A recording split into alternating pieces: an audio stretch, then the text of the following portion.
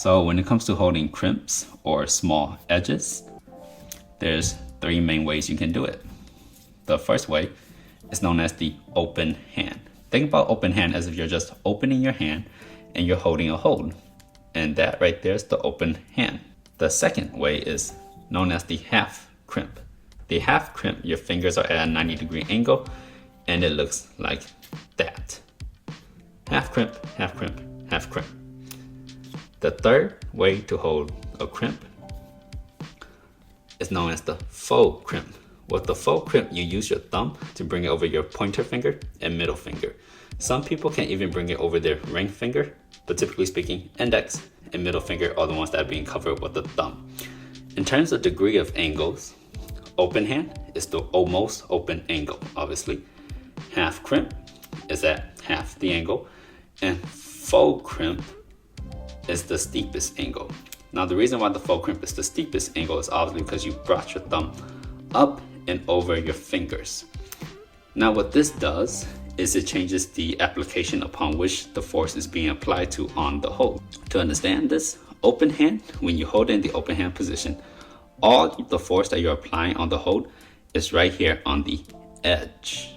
You're relying on friction and you're relying on the hold being in cut enough for you not to slip off when you hold it with the open hand.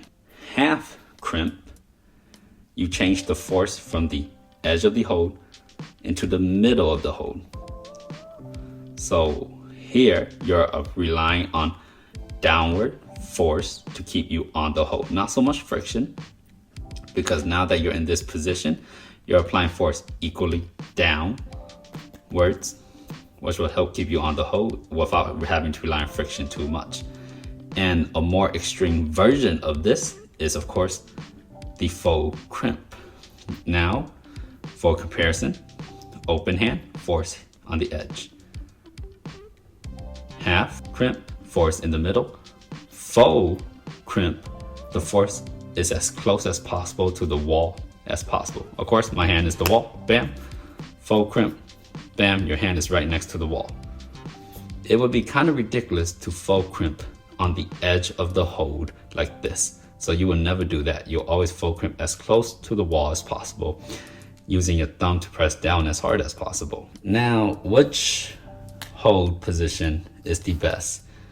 And that basically just depends on whatever you're holding. Like for example, this really small edge right here, I would not hold it as a half crimp if I have the choice, because the half crimp just doesn't feel strong enough.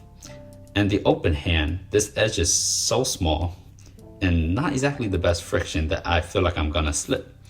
So if I was to go and hold a hold like this, I would hit it open hand and then immediately I will faux crimp it.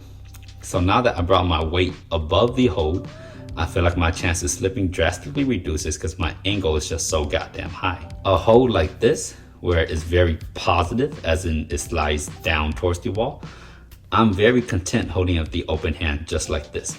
It feels strong, it feels good, and if I try to use a faux crimp, maybe my fingernails will hit the wall and it'll make that disgusting scratching noise, and I won't like that. And the half crimp is just, it feels like I'm just balancing on this edge right here. And if I'm just gonna balance there, I might as well just drag it with the open hand like that, because it feels a lot more feasible. Now this hold that's very, very end cut is slightly different, because open hand feels fantastic. It feels fine. It's super end cut. I don't think I'm gonna slip. It feels nice. Half crimp feels like I'm just balancing right here on this edge between the dude text and the texture. Feels like I'm just balancing, so I'm wasting a lot of energy just to stay here, where if I was to faux crimp it, I could really dig into the positivity of the hold, let my fingers really sink in, use the thumb to lock them in, and this feels fantastic. So given the choice, I would again maybe just hit with the open hand, bam, hit the hold, immediately switch into the faux crimp and continue on with life. Now a hold like this, where it's relatively large edge, and I could get my hands over, I would have no problem faux crimp, my bad, I would have no problem using a half crimp on this. It works well, it feels nice. I could open it, it also feels nice. I could faux crimp it, it feels nice. I could even pinch it on the side like this, and that will also feel nice.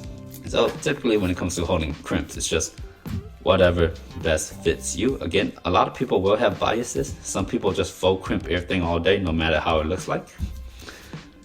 And even for like a really small hold like this, which is actually a foot chip, you could place your hands on it and you could faux crimp the shit out of it like this. And when it comes to really small edges like this, I do find myself faux crimping them more often than not, because it allows my body to get above the hold. It eliminates the chance of slipping highly. And I could really bear down and crank down using my thumb as a source of energy, as opposed to really using my fingers. Of course, that doesn't mean I'm not using my fingers, I'm using everything. The cue that I like to think about when I'm crimping anything is basically the cue I use for all my holds, and that's to make a fist. If I actively bring my fingers together towards my palm and I bring my thumb down into a clenched position, that action right there really helps me hold on to the holds. Of course, the thumb only applies if I'm doing a faux crimp.